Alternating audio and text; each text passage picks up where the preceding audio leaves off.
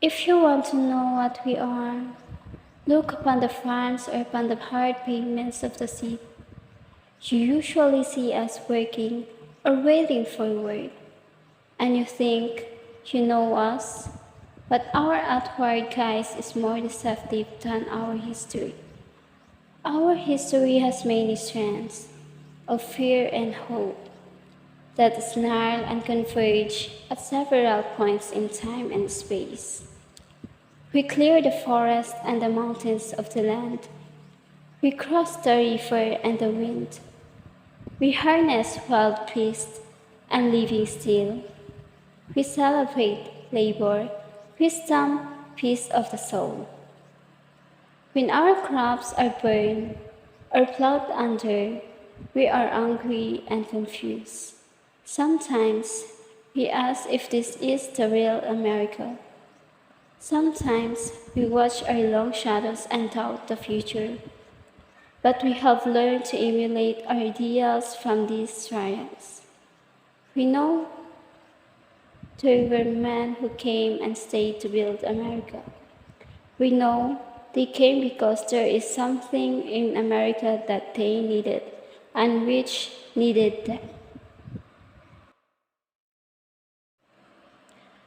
We march on, though sometimes strange moods fill our children.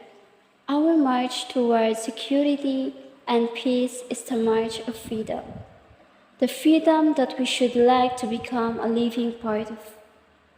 It is the dignity of the individual to live in a society of free men, where the spirit of understanding and belief exists, of understanding that all men are equal, that all men, whatever their color, race, religion, or state, should be given equal opportunity to serve themselves and each other according to their needs and abilities. But we are not really free unless we use what we produce. So long as the fruit of our labor is denied us, so long will want manifest itself in a world of slaves. It is only when we have a plenty to eat, plenty of everything, that we begin to understand what freedom means. To us, freedom is not an intangible thing. When we have enough to eat, then we are healthy enough to enjoy what we eat. Then we have the time and ability to read and think and discuss things. Then we are not merely living but also becoming a creative part of life. It is only then that we became a growing part of democracy. We do not take democracy for granted. We feel it grow in our working together. Many millions of us working toward a common purpose. If it took us several decades of sacrifices to arrive at this fate, it is because it took us that long to know what part of America is ours. Our faith has been shaken many times, and now it is put to question. Our faith is a living thing, and it can be crippled or shamed. It can be killed by denying us enough food or clothing, by blasting away our personalities and keeping us in a constant fear. Unless we are properly prepared, the powers of darkness will have good reason to catch us unaware and trample our lives. The totalitarian nations hate democracy. They hate us because we ask for a definite guarantee of freedom of religion, freedom of expressions, and freedom from fear and wrong. Our challenge to tyranny is the depth of our faith in a democracy worth defending, although they spread lies about us. The way of life we cherish is not dead. The American dream is only hidden away, and it will push its way up and grow again. Sometimes we walk across the land looking for something to hold on to. We cannot believe that the resources of this country are exhausted. Even when we see our children suffer humiliations, we cannot believe that America has no more place for us. We realize that what is wrong is not in our systems of government, but in the ideals which were blasted away by a materialistic age. We know that we can truly find and identify ourselves with a living tradition if we walk proudly in familiar streets.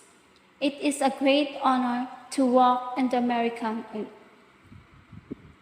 If you want to know what we are, look at the men reading books, searching in the dark page of history for the lost word, the key to the mystery of living peace. We are factory hands, field hands, mill hands, searching, building, and molding structures. We are doctors, scientists, chemists, discovering and eliminating disease, hunger, and antagonism. We are soldiers, Navy men, citizens, guarding the imperishable dream of our fathers to live in freedom. We are the living dream of dead men. We are the living spirit of free men. Everywhere, we are on the march, passing through darkness into a sphere of economic peace. When we have the freedom to think and discuss things without fear, when peace and security are assured, when the futures of our children are ensured, then we have resurrected and cultivated the early beginnings of democracy. And America lives and becomes a growing part of our aspirations again.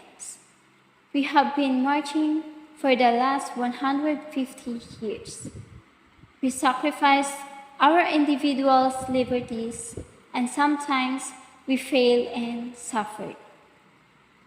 Sometimes we divide into separate groups and our methods conflict, though we all aim at one common goal. The significant thing is that we march on without turning back. What we want is peace, not violence. We know that we thrive and prosper only in peace. We are bleeding where clubs are smashing heads, where bayonets are gleaming. We are fighting where the bullet is crashing upon armorless citizens, where the tear gas is choking unprotected children.